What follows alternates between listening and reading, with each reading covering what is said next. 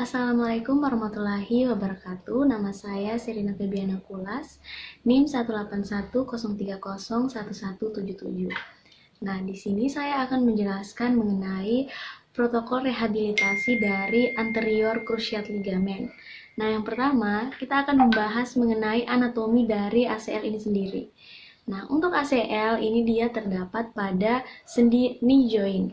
Nah, untuk sendi knee joint ini merupakan sendi engsel atau yang bergerak dua arah, yaitu fleksi dan ekstensi. Nah, untuk knee joint ini dia menghubungkan antar tulang tibia, fibula, femur, dan juga ada patella.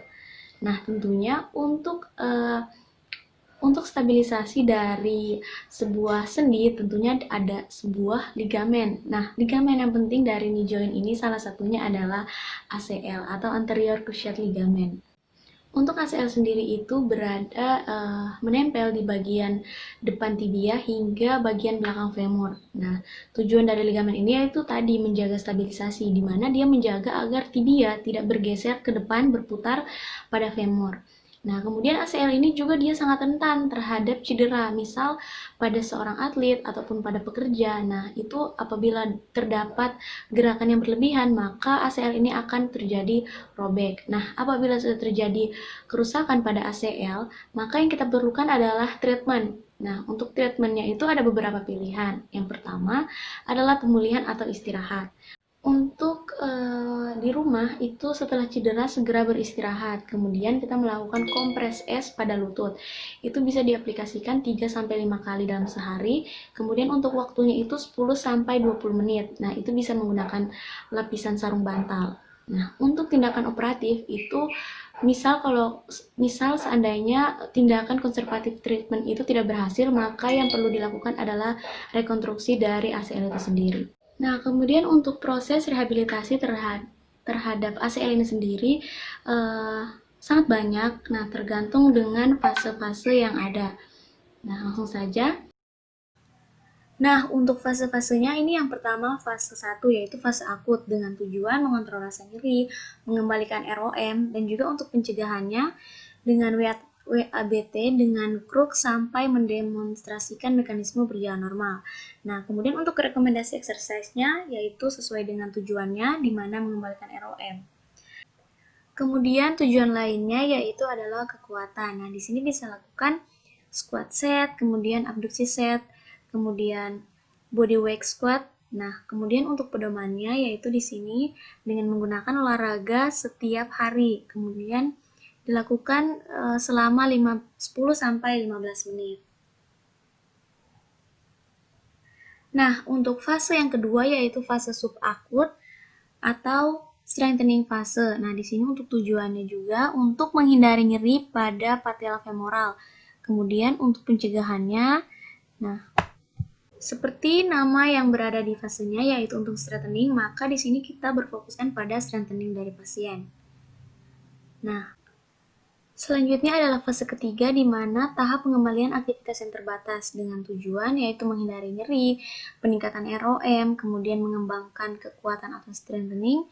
Nah, kemudian untuk pencegahannya di sini harus lebih berhati-hati terhadap aktivitas yang menyebabkan pergerakan rotasi. Nah, kemudian untuk rekomendasi exercise-nya di sini bisa kita dengan meningkatkan ROM, kardiovaskulernya, propriocepti maupun pliometrinya. Nah, di mana dengan sesuai pedoman yang ada yaitu untuk latihan program strengthening dilakukan setiap hari. Kemudian bisa dengan kardio, kemudian dengan melompat, kemudian selalu mengamati perkembangan dari setiap aktivitas yang dilakukan. Nah, selanjutnya adalah fase keempat, di mana tujuannya hampir sama dengan sebelumnya. Nah, di sini kita sudah meningkatkan progresif dari latihan kekuatan proprioceptif dan pliometriknya. Nah, dengan pencegahan yaitu membatasi pergerakan-pergerakan yang berlebihan. Nah, kemudian untuk rekomendasi exercise-nya strengthening, cardio, kemudian juga dengan proprioceptif dan pliometri. Nah, di sini juga kita melakukan latihan kursus olahraga. Contohnya seperti latihan kursus olahraga dengan program kecepatan dan juga kelincahan dan tentunya sesuai dengan pedoman yang ada. Nah, berikut adalah contoh gerakan, yaitu di mana gerakan mobilisasi patella. Nah, di sini kita lakukan ke arah medial, lateral, superior, dan inferior. Nah, untuk mobilisasi patella ini sendiri untuk mencegah nyeri pada patellofemoral. Nah, di sini lakukan 2 set dan 20 kali repetisi. Gerakan ini yaitu gerakan stretching pinggang atau stretching belt, di mana di sini otot gastro atau betis dan juga otot hamstring. Nah, ditahan selama 30 detik dengan 3 sampai 5 kali repetisi. Ditahan 30 detik. Nah, kemudian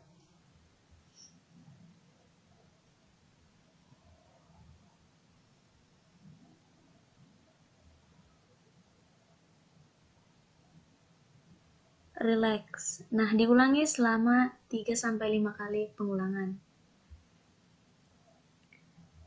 Selanjutnya adalah gerakan front squat stretch. Nah, dilakukan selama 30 detik, ditahan.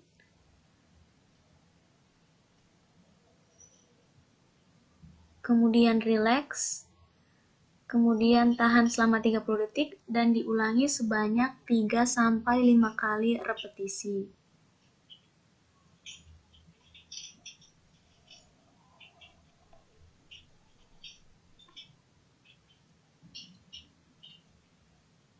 Selanjutnya adalah squat set. Nah, di sini kita menggunakan pengganjal, kemudian kita mengkontraksikan kaki. Nah, di sini sebanyak 2 sampai 3 set dengan 20 kali repetisi. Kontraksi, kemudian relaksasi.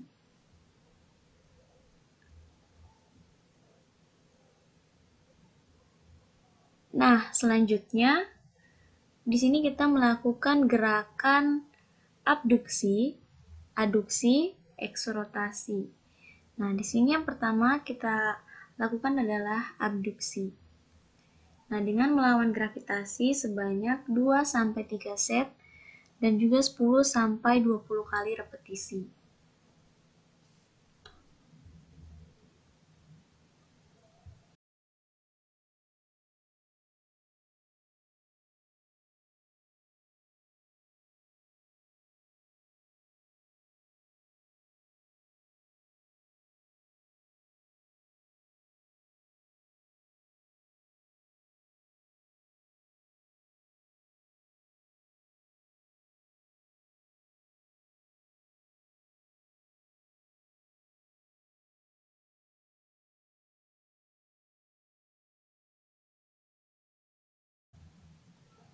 Selanjutnya adalah gerakan body weight squat. Nah, di sini kita melakukan gerakan dengan 2 sampai 3 kali set dan juga pengulangannya 10 sampai 20 kali repetisi.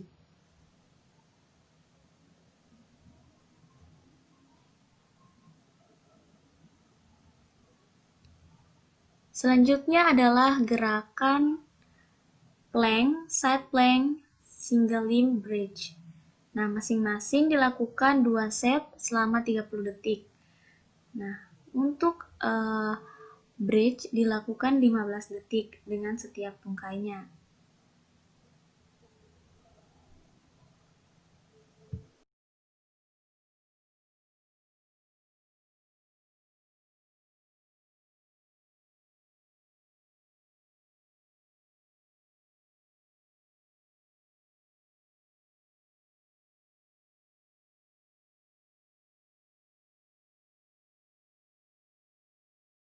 Nah, selanjutnya melakukan gerakan statis single limb balance, di mana ini untuk sebagai keseimbangan kita lakukan 30 sampai 60 detik dan dilakukan sebanyak 3 set.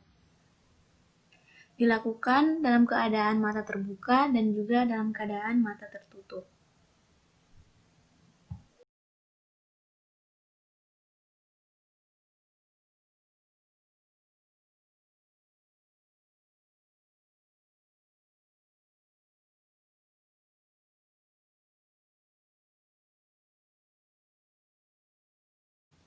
Selanjutnya adalah gerakan single limb deadlift. Nah, di sini kita lakukan 15 sampai 20 kali repetisi dengan jumlah set 2 sampai 3 set.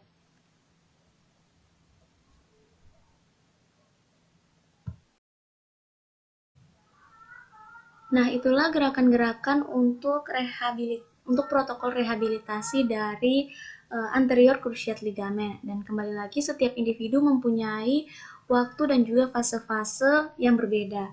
Nah, sekian dari saya, kurang dan lebihnya mohon maaf. Wassalamualaikum warahmatullahi wabarakatuh.